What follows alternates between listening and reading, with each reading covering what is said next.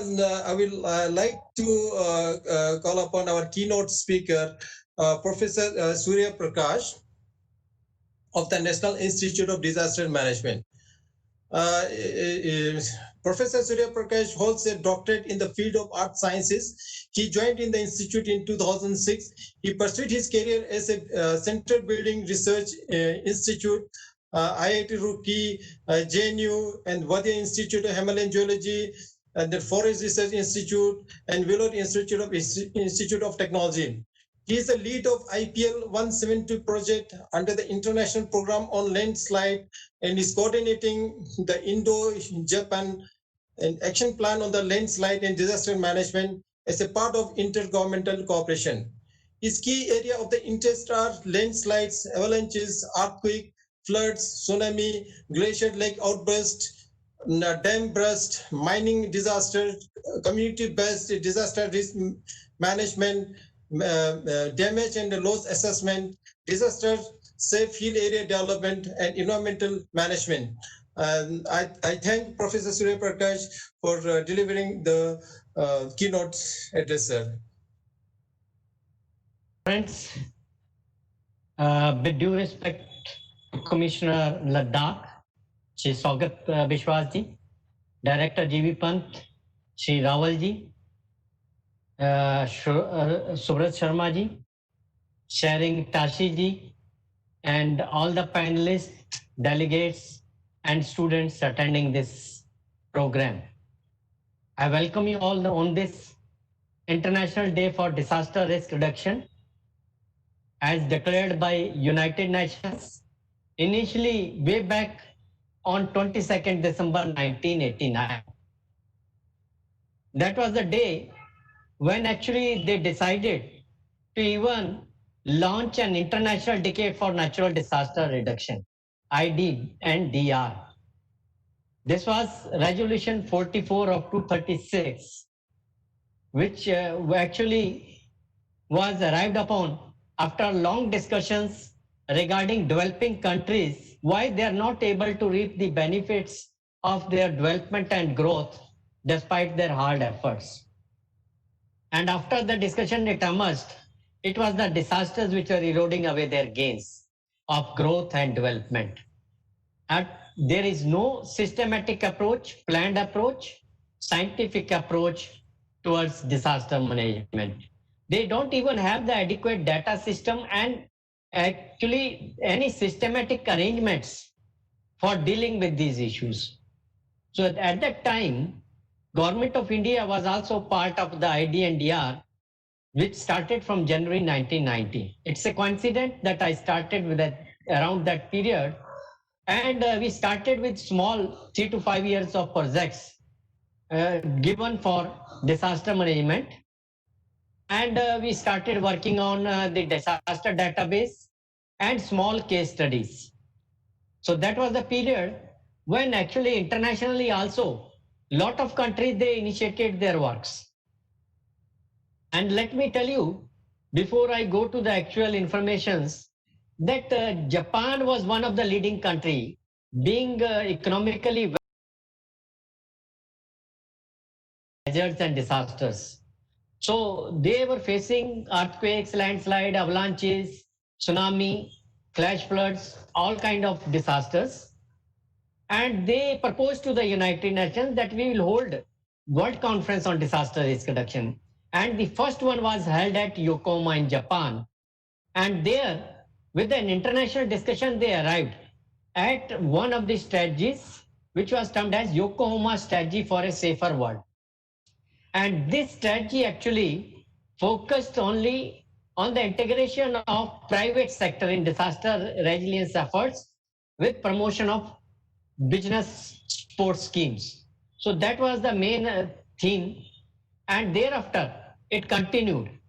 And the Government of India, after the Yokohama framework, which actually proposed establishment of a systemic arrangement, and Government of India at that time, Ministry of Agriculture and Farmers Welfare, was the nodal ministry for disaster management. And they established a national center on disaster management at Indian Institute of Public Administration, New Delhi. Now, this NCDM, which came up in 1995 March, actually hosted most of the national level activities on disaster management, but it was ported through a central sector scheme in which all our ATIs and SIRDs, they were provided with the disaster management cell. So it started like this. And in 98, we had a major landslide called Malpa landslide, which killed more than 200 people. And in 1999, we had Odisha super cyclone, which killed more than 10,000 of people. So these served as a turning point, and Government of India constituted a high power committee. And that high power committee suggested an institutional and legal framework at the national level. Now, after the 2001 submission of HPC report, there was an earthquake during January 26, 2001 in Gujarat. Then in 2004, 26 December, there was Indian Ocean tsunami, which had affected almost more than 11 countries, and lakhs of people got killed. This actually pressurized our government to place the bill for disaster management in the parliament, and both the houses within a period of less than 2 months actually cleared the bill, and it was signed by the president and notified on 23rd December 2005. So historically, this is how internationally and nationally the progress has been made in the field of disaster management. In the year 2005, at the international level, Japan proposed to hold the second World Conference on a decadal basis. And the second World Conference was held at Hyogo in Japan. And there they proposed Hyogo framework of action for disaster risk reduction. That was a 5-point actions which were proposed. And most the countries, they agreed, and it was proposed for 10 years from 2005 to 15. And so that in the next World Conference, the progress can be monitored, and if any revision or updations are required, they can be undertaken. So it did happen that governments did adopt the HFA, and in 2015, Government of India also considered the revision and the plans and policies. So 2005, we had the Disaster Management Act, and Disaster Management Act actually established an institutional mechanism that was a national authority that termed as National Disaster Management Authority at the national level under the chairmanship of none other than the Honorable Prime Minister. And National Disaster Response Force and National Institute of Disaster Management. The NCDM, which was established in 1995, was actually upgraded as National Institute of Disaster Management in 2003.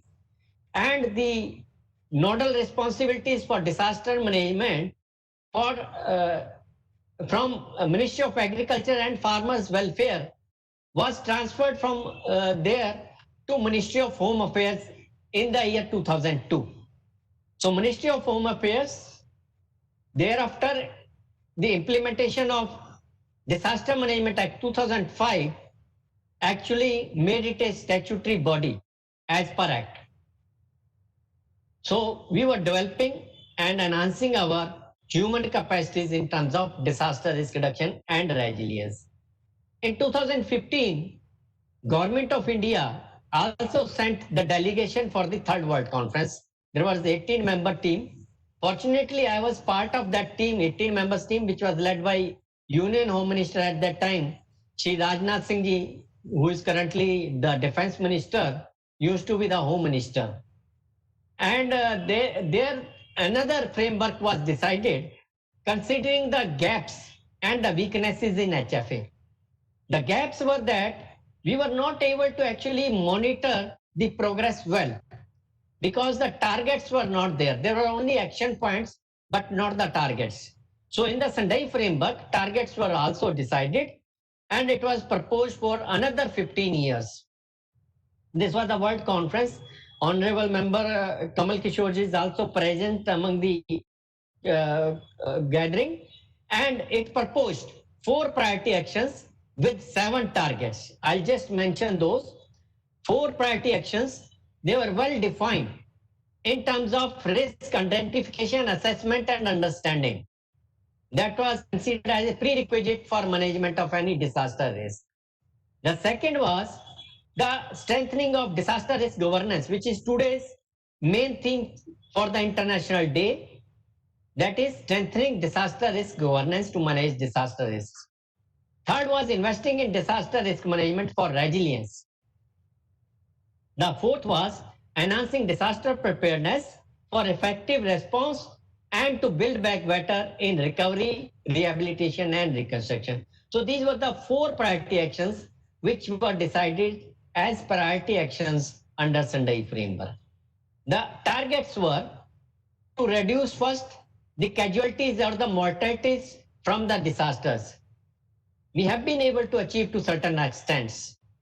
As you can see, the super cyclone, which actually killed more than 10,000 in 1999, similar kind of super cyclones in the recent times, the number of casualties were less than 2 days. That is less than 2 dozen in Filene cyclone and in other cyclones, which has recently happened. And similarly, reducing the number of affected population.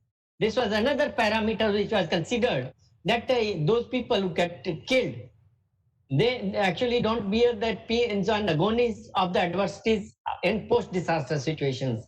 But those who survive, they have to bear that, and their number have to be minimized. Not only physical, economical, environmental, but also psychosocial trauma is also there. So a lot of such issues arise in post-disaster situations which need to be addressed. The third target was direct disaster economic losses in terms of GDP to be reduced. So in terms of first two, we are trying to reduce the numbers by various means. By evacuation, we are able to reduce the number of affecting population, and also by through our prediction, forecasting, early warning techniques and technologies, we are able to reduce the number of mortalities.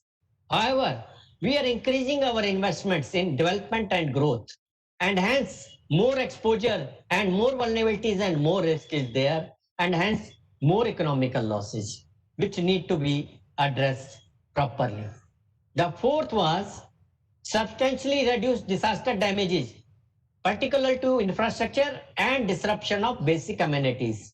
So these were the main issues which were to be addressed, and particularly in infrastructure, we focused on health and educational facilities and infrastructure. You know the today's importance of the health facilities and infrastructure being realized after the occurrence of pandemics recently.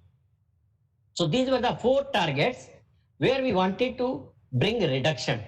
There were other 3 targets where we wanted enhancements.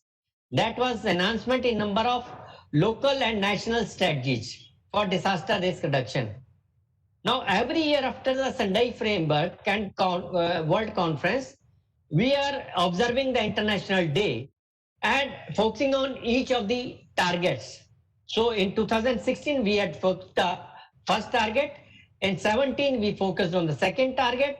18, third target. 19, fourth target. Now 2020, we are focusing on the fifth target, that is local level risk reduction strategies and national strategies. We have National Disaster Management Plan. However, we do not have properly covered our local level risk management plans and strategies. Sorry. So we have to work out at the local level, as previous speakers told, that every area, every terrain has, and every population has different characteristics and issues and contexts. So we have to actually mold our strategies accordingly, until unless we make them contextual, rational, logical, in conformity with the local population, geography, geology, demography, and socioeconomic characteristics, we cannot succeed in achieving risk reduction and resilience. Then the sixth point was international cooperation across borders. In the developing countries, we already have some international cooperations. For example, we have BIMSTEC, we have SAARC cooperation, we have India-Africa Summit, and similarly, ASEAN countries, we have East Asia Summit, and many other such cooperations, which we are undertaking. And similarly, increase the availability and access to multi-hazard early warning system. The Divisional Commissioner Ladakh said there are problems of communication in the Ladakh area. They are because of physiographic conditions as well as technological issues. So we have to address that. In disaster management, the first failure is mostly the communication failure, then power failure, transport failure, and other kinds of failures. So we have to manage all such failures so that the risks in any disaster situations can be reduced to a good extent. Then the second is our knowledge regarding disasters must be very clear, credible, and understandable, communicable to the local public and the functionaries. So we must establish good national level early warning system as well as local level early warning system or community based early warning systems. So this also needs to be looked into. So these were the 7 targets. So now how are we monitoring actually our good governance for disaster risk reduction?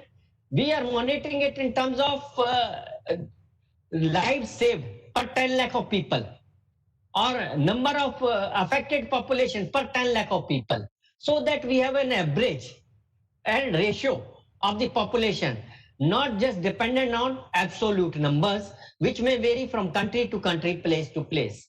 So we are giving a ratio and proportion to the total population in any particular area. So more the density of the population or concentration of the population or exposure of the population, more will be the risk, and hence we have to make more intense efforts. So this is one which we have to focus, and focusing on national and local strategies, keeping in view the current situation of pandemics, zoonotic diseases. We earlier had SARS, we had MERS, we had many other such diseases, and currently the COVID-19. Then the climate extremes. Ladakh area actually has been very adversely affected by changing climatic conditions because of its the geographical position, I would say, and also geological conditions.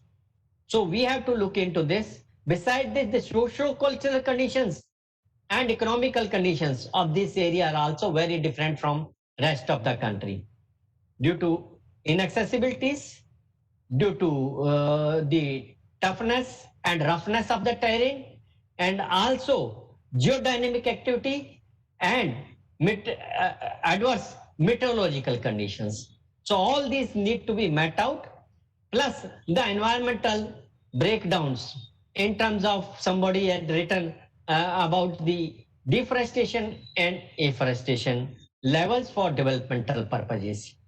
So we have to go for this, and how we can go for this is also suggested in the United Nations this framework, that we can go for multi-sectoral linkage of the different policies from different sectors across borders, disciplines, subjects, and departments. In terms of land use, building codes, public health, education, agriculture, environment, energy, water resources, poverty reduction, and climate change adaptation. So we should not leave anyone behind. That is the motto of this disaster management. No exclusion, all inclusive, no one leave behind. And that was also given by our Honorable Prime Minister in 2016. Post Sendai, actually our delegation in Sendai itself declared we'll have the first Asia Ministerial Conference. And we did have it from 3rd to 5th of November in 2016, led by our Honorable Prime Minister.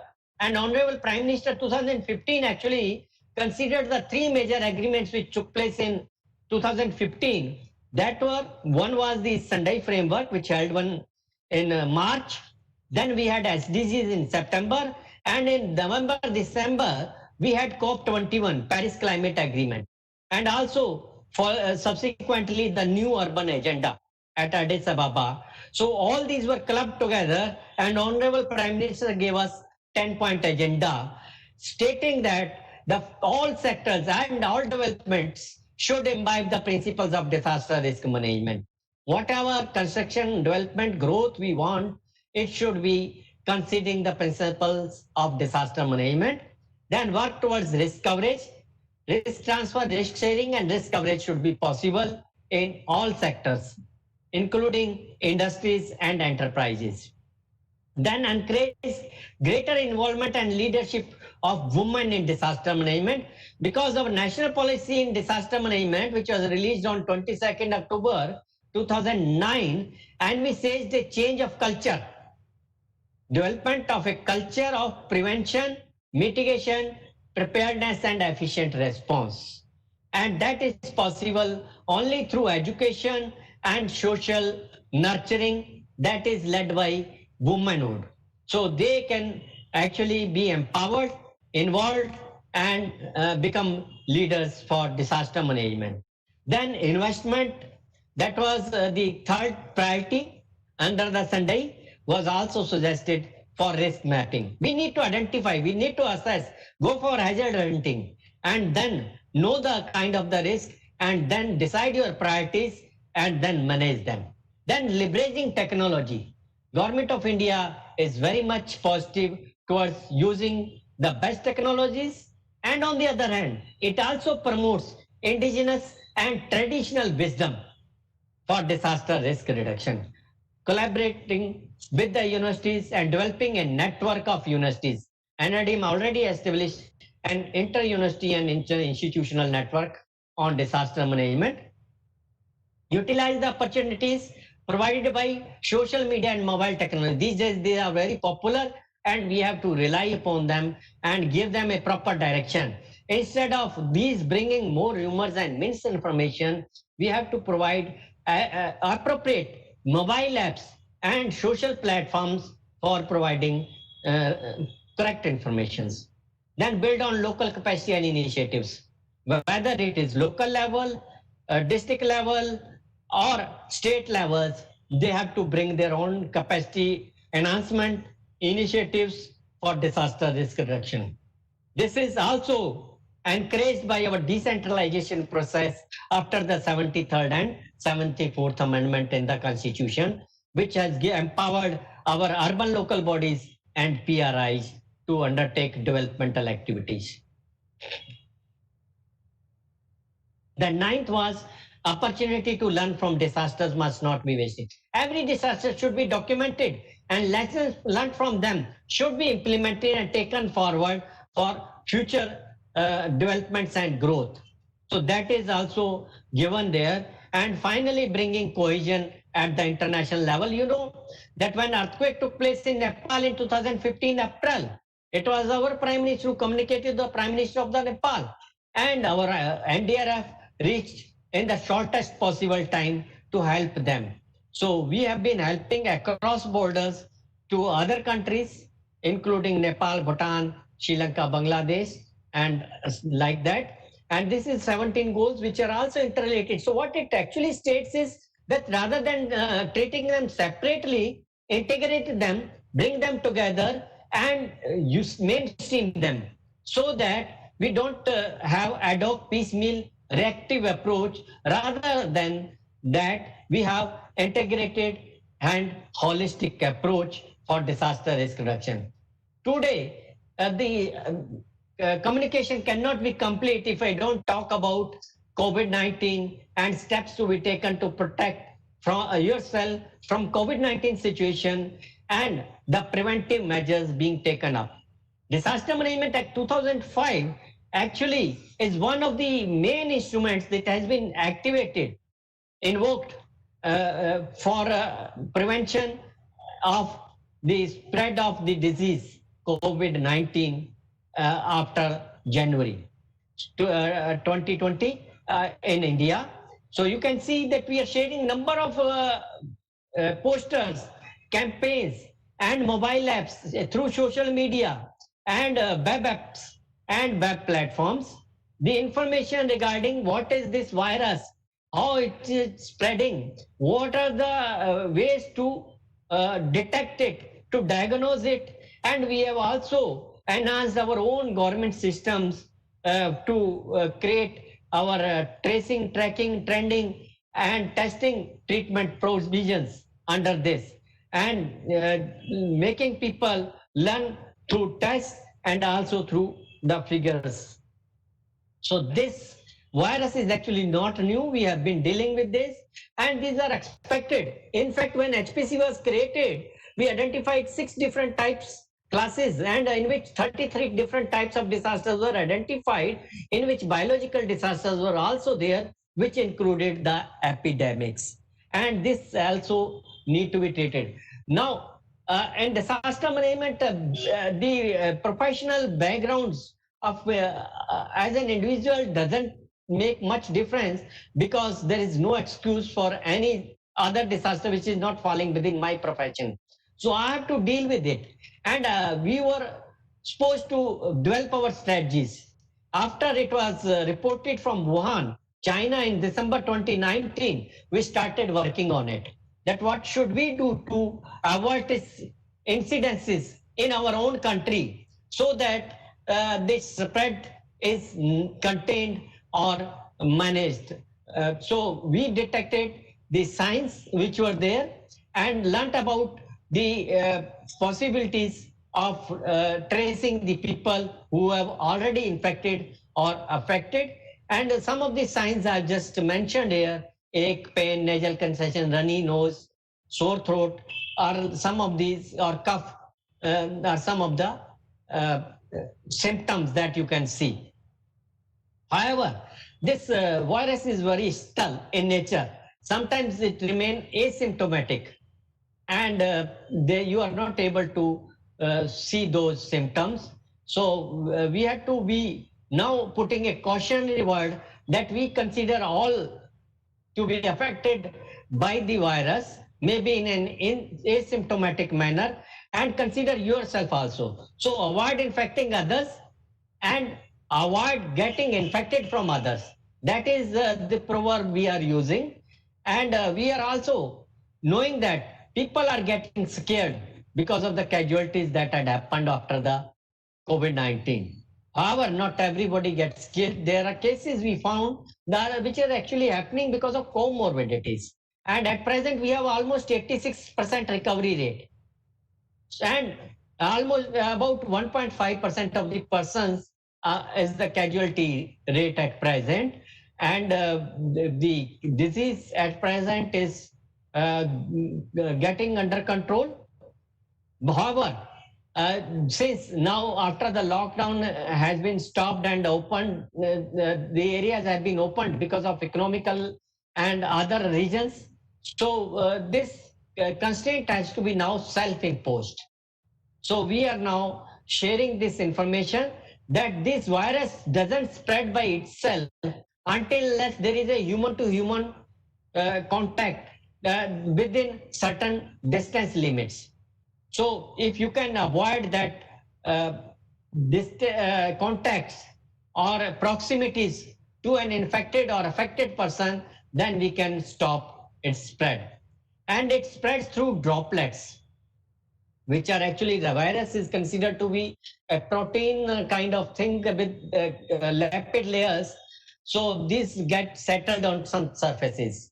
So we have to be avoiding this, touching those surfaces and inhaling or putting across others if we are coughing like that.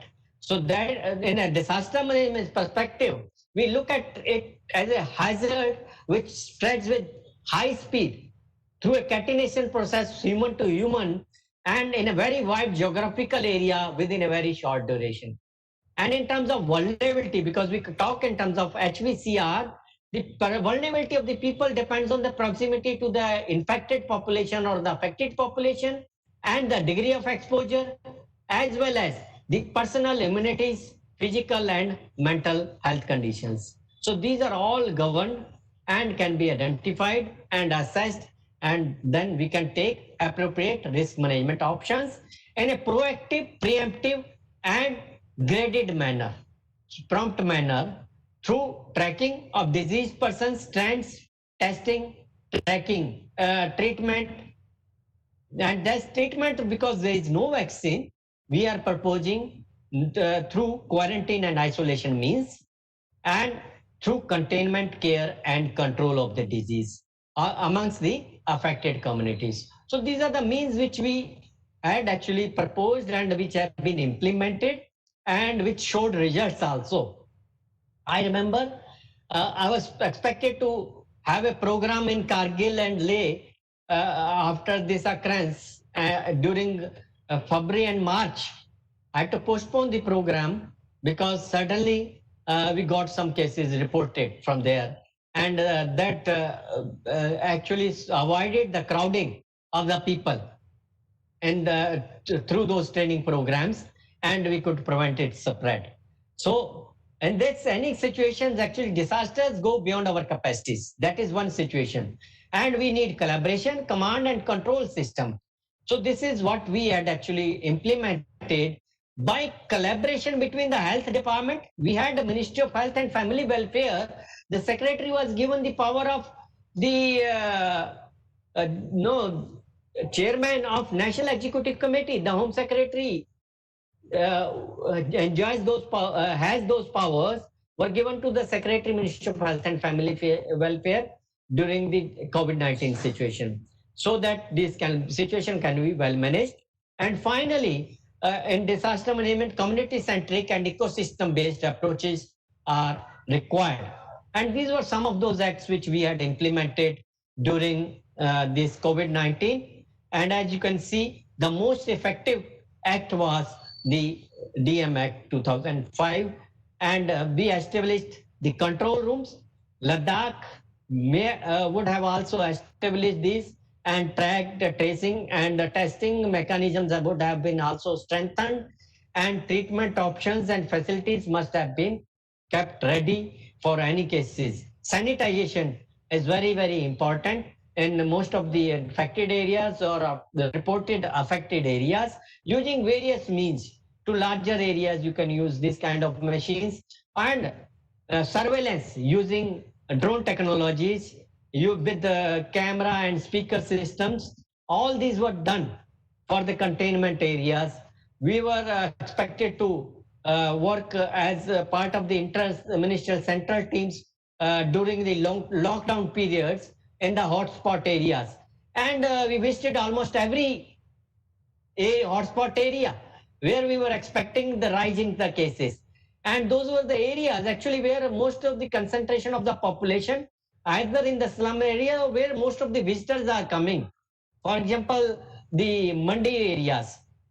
So, and where people were ignoring or neglecting the precautionary measures. So we were trying to impose penalties, and also the community kitchens and the community areas, and guiding them, and also the shelter areas where people were kept together. So everywhere we tried to actually got implemented every cautionary measures and established helplines and secondary testing, tracing and tracking to know who else can be affected, so that they can be actually controlled timely and taken care well. And then the market areas and systems, they were actually well established. But however, what we find now is actually when it has been left to the communities to follow by themselves, that is not being well implemented. That's why our Honorable Prime Minister daily is telling that 2 गज की दूरी है बहुत जरूरी. And he also says, जब तक दवा नहीं, तब तक ढिलाई नहीं. So these actually are not for the any other purpose, but to remind the people to become aware, awakened and conscious about the current situation, which is not yet over. And in the supermarkets everywhere, whether it is the market owners or shop owners or the clients and the customers, Wherever you go, you have to maintain these precautionary measures to control the spread of this disease everywhere. So I found in some areas they were being well practiced. However, in others, people are actually getting false security that if I wear a mask, then I can leave aside the distance provisions. Keeping the distance between two persons is equally important as the wearing of the mask, because these masks will prevent entry of the droplets only in your two openings, that is your nose and mouth. The body, other parts can get those droplets, and if you touch those parts of your face, then maybe those droplets can enter to your body and later cause the disease. So that should be prevented, and particularly for the old and the children, you must be cautious. And but there are people who actually ignore all kind of precautions, and they can be source of the infection, and they can get infected and they can infect others. So until unless all our community people and society people are aware and prepared to take necessary cautions, we cannot become safe and secure. And then using hand wash, sanitizers, and other techniques locally or shops is very, very important. Some of the measures, I know that it's too late to elaborate on many of the things, so I will escape some of the slides due to late program. But I would suggest kindly go through nidm.gov.in. We have almost every information gathered from all the states, whatever government circulars, orders, procedures have been elaborated, and also from the central government, any of the departments and the ministries. And also, we have also given the guidelines, procedures for the public for various departments. So these are the things which you can find even at ndma.gov.in, where we have even plotted and analyzed the situations, looking into trends and doubling rates, etc. So basically, main thing that you have to decide is that I may be affected or infected, or people, anyone in front of me may be infected or affected. So everybody needs to take a caution so that droplets from one person should not get spread to the other person. So these cautions can be taken up, and distance must be maintained. So I'll not read through this. And even since the workplaces have been opened up, so workplaces, every time we must take all the necessary cautions so that those who are working in those offices or workplaces should not get affected. And the virus, even if you get touched those surfaces, you should clean your hands as frequently as possible so that it doesn't get into your body. And these are the websites which I would propose you to go through, where you will find credible and reliable information and the correct information as well as the current status. So mohfw.gov.in, ncdc.gov.in, icmr.gov.in, ndma.gov.in, NIDM, NDM India, cybercrime. So these are all informations and mobile apps which you can download and get the information, and also the social media using Facebook and Twitter or other social media. Now we come to the climate change. Again, the Honorable Prime Minister went to the Paris, and the parameters which actually govern the occurrence of disasters are precipitation, temperature, wind velocities. So all these we are looking into.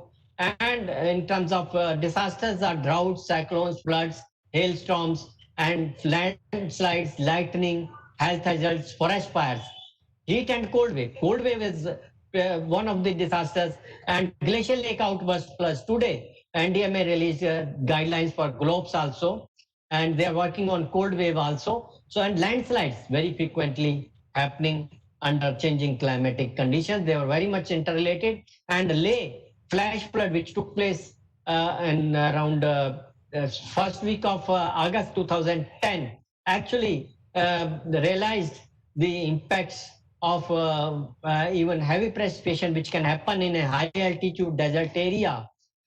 We had experienced around 100 millimeter of rainfall in a day, while it is not happening even in a year also earlier. So the sun-baked brick buildings actually got very much affected, and many people got killed. And there was another rumor which I want to discuss with you, is that there was the world's biggest afforestation program in Leh, and some of the people said that because there was lot of tree plantation and afforestation took place, so the climate has changed, and this has brought more rainfall and causing the flash flood and the devastation. So this theory may not be correct exactly, because when we are actually dealing with climate change related events, they are not episodic in nature. They have to be related long-term changes. So we have to actually relate those long-term changes in the weather conditions at least for a decade. Normally, the climate change is considered only if the change persists for at least 30 years of time. So 30 seasons. Those that has to be well established, and there are not only in Ladakh. Other we can learn from other states and other territories within the country and across the countries where similar physiography is there or climatic conditions are there. I'm taking example from Uttarakhand 2012 floods. If we have learned from these floods which caused the similar damage and devastation in terms of our flooding and its consequences along the river sides, the 2013, the flash flood and landslides, we may have reduced the consequences. And these were the consequences of 2013. So I have both the pictures of 2012 and 2013, and lot of landslides we have to cross. And as a disaster management, we have to be familiar with the phenomena as well as the terrain and the society, then only we can save. I had to cross this landslide, and subsequent to the Uttarakhand flash flood, June 2013, I was there from 11th to 17th of June, but I was sent back to help the state. And while I was in the post-disaster situation, I had to cross this landslide, and subsequently, by the evening, the landslide had gone, the road has gone into the river. So you can consider that what kind of situation you may have to face in response. Similarly, in tourism, it was talked about. These are the 3 hotels in Uttarkashi district of Uttarakhand, which got actually buried underneath the landslide. You can see next day. The previous photo was the day before. I used to personally stay in these hotels, and I was aware, and we actually evacuated the people there. So no casualty did happen because of the precursors we could notice. However, there was no trace of those buildings after the landslide happened, except the bar. The incident response system, all should be well aware. It is being implemented by our country for disaster management. So this should be learned, and we have a lot of guidelines. At every state level, we have National Level Emergency Response Center, NERC. We have State Emergency Operation Centers equipped with most of the communication facilities. We want disaster resilient communication facilities, and also at the district level emergency operation centers, well equipped with all concerned information, technologies, and empowerment. So during COVID-19 also, we even established these telecounseling centers for helping the communities to receive their information and to give them guidance. And sitting and working with the community is very important, and talking to them in their own vernacular languages, in their own style, will be more effective rather than just one-way communications in any selective language. And through education training, we have to impart this information to all, and just telling will not suffice. We have to get them done. So learning by doing is better and more effective. So we propose tabletop exercises, simulation exercises, mock exercises, and real-time exercises to be done according to your own problems and context and conditions. We have to depend on the technologies also simultaneously and the field based. If you don't restrict yourself to the classroom conditions, you can go to the field and show them how and what conditions can lead to what kind of problems, and then make them understand the actions to be taken. And these are webinars become popular, and now some people are using the other terms with pandemics, babydemics also, because so much.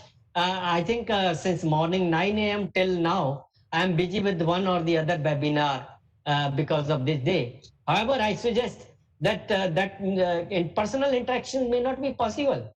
What we are doing is we are hosting our programs at our websites. This is one of the websites, nidmssp.in. We have self-study program. You can freely register yourself and learn about disaster management. So go to these websites, learn yourself, assess yourself. So no need to go for any exams. You can even have tests on this platform and assess yourself. So and learn by yourself and forging the field examples. I'm showing one of the case where a multi-storied building, a hostel building which is constructed along a nala, is very risky because there is a possibility of landslide in such geographical situations. And then also parallelly there are examples of our traditional indigenous wisdom, which is from our experiences learnt and which actually tolerated several types of disasters. So we should look into those traditional technologies and indigenous wisdom also. And not only bad examples, there are good practices also. Construction along the contour lines is a good practice in the hill area, but across contour lines is a kind of creating the disturbance in the slope, angle, gradient, and heights, and that creates more problem. Then preserving the consequences of the disaster situations to give them the public a guidance that if you don't construct properly, then what can be the consequences and what will be the scene afterwards. So we have to create field examples of the. Don't let everything be rebuilt or reconstructed. You can reconstruct at different sites and keep some examples for people's guidance, public guidance. It will be where people can go and start learning about disaster management. This is another building which was a school building. That was another so where after the earthquake the building got collapsed. So these things and landslide affected building, the fault in the field mark and case study of a landslide with its picture and the history, and the Taiwan earthquake 21 September 1999. They created the field memorials and examples, and you can go and see and find the earthquake memorials experience centers.